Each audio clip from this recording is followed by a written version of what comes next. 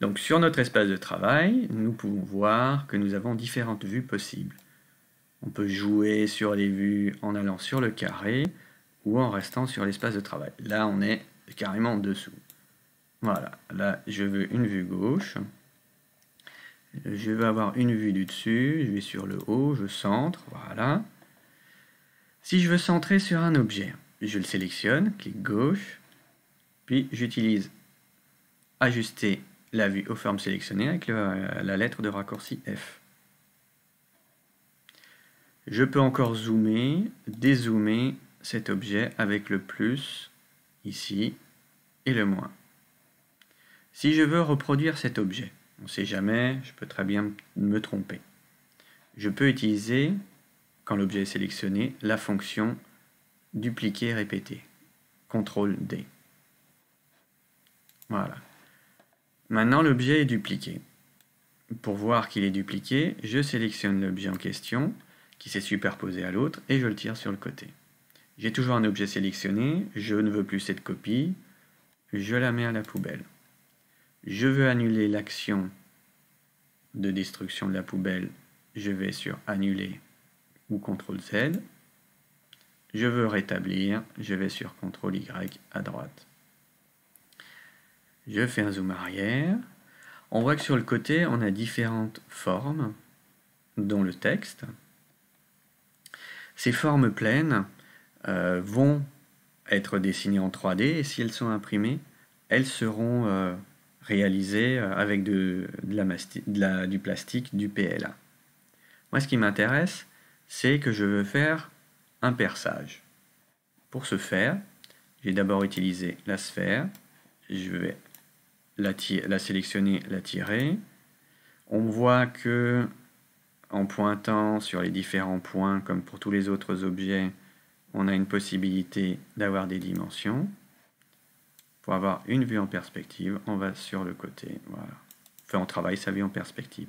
On voit apparaître de nouvelles icônes, enfin de nouvelles fonctionnalités. La flèche ici, quand vous pointez, vous permet de monter l'objet. Vous voyez que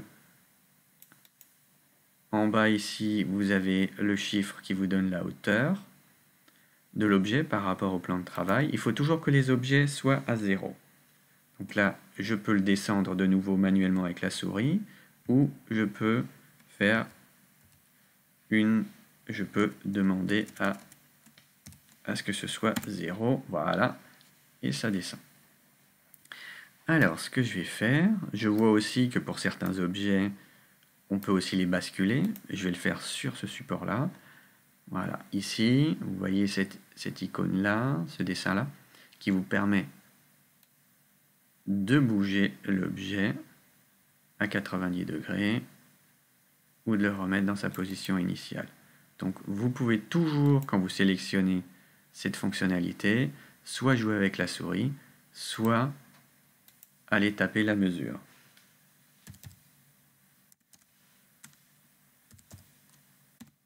Et hop. Et voilà, et je vais annuler mon action. Voilà. Alors, je veux percer le support avec la sphère. Je sélectionne la sphère, je l'aligne, on voit que ça rentre, voilà. Je peux la centrer. Voilà, je réduis la sphère, vous voyez, j'agis sur un coin. Ça demande un petit peu d'habitude de prise en main. Voilà à quoi ça ressemble. Il faut toujours quand même avoir une idée de ce qu'on fait. Voilà. Ça va me faire un petit trou. Je vais avancer l'objet. Voilà. Maintenant, si je fusionne les deux objets, j'aurai cette excroissance qui s'imprimera. Si je veux avoir un trou, ce que je vais faire, comme c'est la sphère modifiée sur laquelle je suis en train de travailler, je vais utiliser la fonction perçage. Et vous voyez qu'elle est devenue transparente. Et là, elle a réalisé un trou dans le support. Pour que ce trou soit vraiment réalisé physiquement par l'imprimante 3D, si c'est ça que vous voulez, je ne vous le recommande pas parce que faut pas oublier qu'on fait de la 3D, en tout cas, il ne faut pas faire de trous trop gros. Vous sélectionnez donc l'ensemble des deux objets. Vous faites très attention de ne pas sélectionner le troisième. Vous voyez que l'ensemble est sélectionné. Et vous allez ici sur regrouper, CTRL G. Et voilà. Et maintenant, votre support, il est prêt. Alors, au niveau de ce que vous pouvez rajouter sur ce support-là, vous pouvez rajouter du texte. Vous sélectionnez le texte. Vous travaillez son orientation horizontale. Voilà. Vous rédigez le texte ici. Hein. Et voilà. Vous utilisez donc cet instrument, cette pointe vers le haut pour le soulever. Vous travaillez ici les coins pour travailler ces dimensions. Vous voyez que c'est très épais. Pour travailler l'épaisseur, si vous voulez faire une faible épaisseur, vous travaillez sur la hauteur. Par contre, maintenant on a un texte qui est en l'air. Alors, ce qu'on va faire déjà, on va déjà l'amener au-dessus de notre support. On va déjà le mettre aux bonnes dimensions.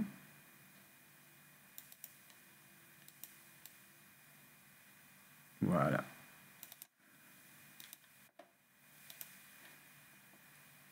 C'est centré. Bon, le texte, on va encore un peu le réduire en taille. Des fois, il y a des petits trucs hein, pour centrer. En fait, vous avez les carreaux ici du plan de travail qui peuvent aussi vous aider. Alors, le texte, voilà. Il est au-dessus du support. Moi, ce que je veux, c'est qu'il me soit imprimé en relief. Alors, ce que je vais faire, je vais utiliser la fonction plan de construction. En haut à droite, c'est un plan de construction que j'amène sur l'objet. Voilà. Et je vais l'amener ici. Et ça va devenir mon nouveau plan de construction. Et ça va me permettre à la fois de basculer correctement le texte. Donc je vais le faire basculer sur le côté. Je sais que nous sommes à peu près à 23. Alors, la bascule, on va la garder à 22. Je vais regarder l'objet. Voilà. Je vais arriver sur l'objet, vous voyez. Ici, ça va me permettre de le monter, de le descendre.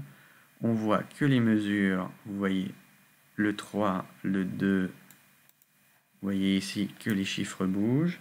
Donc ici, si je mets 0, il va être plaqué sur le texte, sur le support, pardon. Si je mets -1, il rentre dans le texte. Voilà. Donc je crée un relief. Mais pour que mon texte soit en relief à l'intérieur du texte, il faut que je sélectionne l'objet et le texte. Alors d'abord le texte, il faut d'abord que le texte, il faut que le texte, je le rende à, voilà, l'ensemble était sélectionné, donc on revient en arrière.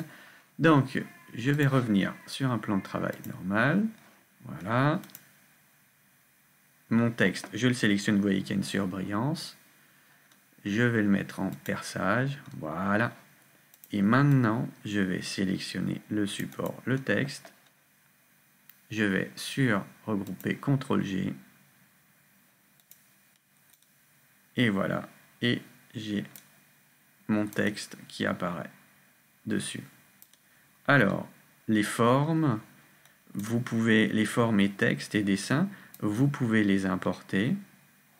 Donc, en utilisant la fonction importer, vous pouvez donc choisir des fichiers à importer à partir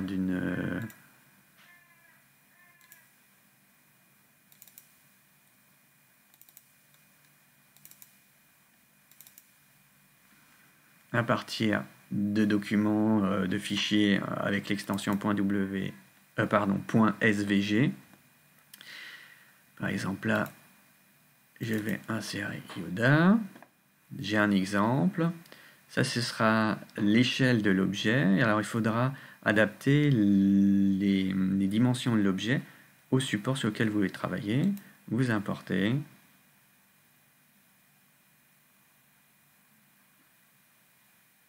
Voilà. Donc, là, on voit que Yoda a une taille, on va dire, un peu grande.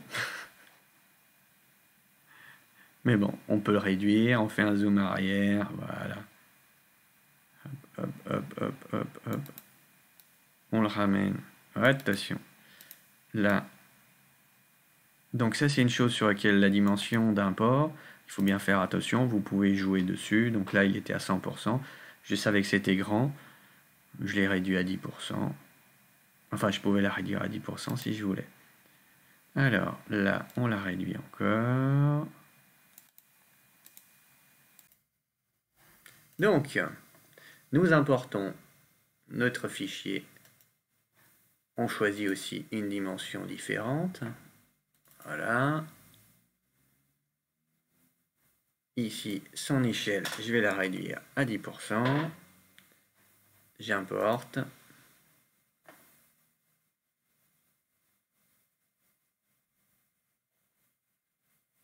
Là, j'ai un peu changé par rapport au précédent fichier. C'est un rajout entre deux vidéos. Voilà, ça c'est mon fichier initial. Oups, voilà, vous voyez, il est quand même encore très grand. Je vais le soulever. Voilà. Je vais prendre une vue du dessus. Je vais jouer sur ces dimensions. Voilà, vous voyez, vous sélectionnez un coin, les chiffres apparaissent. On va réduire les dimensions. Voilà, hop. Hop, hop. Et voilà. Donc il faut que je le recentre. Voilà. Je repasse sur ce plan-là. Je vois qu'il est au-dessus. Alors, pour bien jouer avec ça, j'utilise mon plan de construction que je suis allé chercher. Je le sélectionne. Vous voyez, il apparaît en orange. Je le descends. Je descends mon Yoda. Vous voyez que les chiffres sont passés en négatif. Là, si je descendais de trop, il percerait dessous. Et c'est pas ce que nous voulons. Parce que ça, bien sûr, ça ne donnera rien du tout en réalisation 3D. Ce sera un échec. Je le remonte. Je l'enfonce de 1 ou de 2 mm. Voilà. Je reviens sur mon plan de travail initial. Donc je clique sur plan de construction. Je clique au loin, une fois. Je reviens sur Yoda. Je le perce. Donc je le rends transparent. Je sélectionne les deux objets.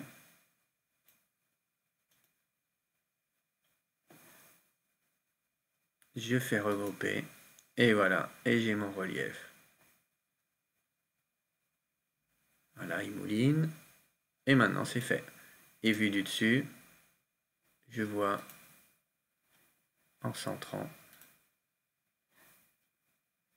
que mon personnage est là, que mon dessin est incrusté, et il est incrusté de 1 à 2 mm. Donc c'est une recommandation que je fais, plutôt de l'incrustation que du relief, parce qu'il ne faut pas oublier que l'impression va se faire en 3 dimensions, que c'est du plastique chaud, que même s'il est un peu refroidi quand il sort de la tête d'extrudation, il va quand même légèrement couler. Donc il faut penser au moment de la réalisation à la problématique de l'impression.